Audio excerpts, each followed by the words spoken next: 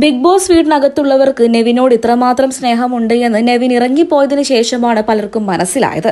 പ്രത്യേകിച്ച് പ്രേക്ഷകർക്കെല്ലാവർക്കും. അതായത് നെവിൻ പോയതോടെ വല്ലാത്ത ദുഃഖം തന്നെയാണ് എല്ലാവർക്കും.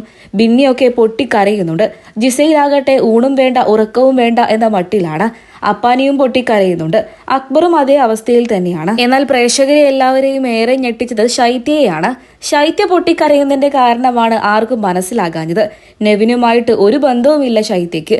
എന്നിട്ടും നെവിൻ പോയതോടെ ശൈത്യക്ക് തകർന്ന ഒരു അവസ്ഥ തന്നെയാണ് ഇപ്പോൾ ഉള്ളത്. ഇത്രമാത്രം ആളുകൾക്കൊക്കെ തന്നെയും ഫേക്ക് ആകാൻ പറ്റുമോ എന്നാണ് ഇത് കണ്ടതോടെ പ്രേക്ഷകരിൽ പലരും പറയുന്നത്. അതായത് നെവിൻ ഉള്ള സമയത്ത് നെവിന് ആർക്കും ഒരു വിലയും ഉണ്ടായിരുന്നില്ല. ഇപ്പോൾ നെവിന് പോയതോടെ പലരും പൊട്ടിക്കരയുന്ന ഒരു അവസ്ഥയും സാഹചര്യവുമാണ് ഉണ്ടാകുന്നത്.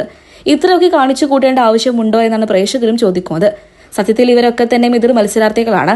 അങ്ങനെയുള്ളൊരു സാഹചര്യത്തിൽ ഒരു മത്സരാർത്ഥി പോകുന്നത് എത്രമാത്രം നല്ല കാര്യമാണ്. എന്നിട്ടും അവിടെ ഇങ്ങനെയൊക്കെ കടന്നു കോപ്രായങ്ങൾ കാണിക്കുന്നുണ്ടെങ്കിൽ അതിന് ഒരേ ഒരു അർത്ഥമേ ഉള്ളൂ. നെവിന് പുറത്ത് 1 or 2 വോട്ട് കിട്ടുന്നുണ്ട് എന്ന് ഇവർക്കൊക്കെ തന്നെ മനസ്സിലായിട്ടുണ്ട്. അപ്പോൾ അതിന്റെ പേരിൽ തന്നെയാണ് നെവിൻ പോയി എന്ന് പറഞ്ഞുകൊണ്ട് പൊട്ടിക്കരഞ്ഞുകൊണ്ടുള്ള പല നാടകങ്ങളും കളിക്കുന്നത്. അതായത് നെവിനെ ഇത്ര കാലം വരെയും വോട്ട് ചെയ്ത പലരുമുണ്ട്. നോമിനേഷൻ പ്രക്രിയയിലേക്ക് വോട്ട് ചെയ്തവര് അവരൊക്കെ തന്നെ ഇപ്പോൾ നെവിൻ പോയതോടെ പൊട്ടിക്കരയുകയാണ്.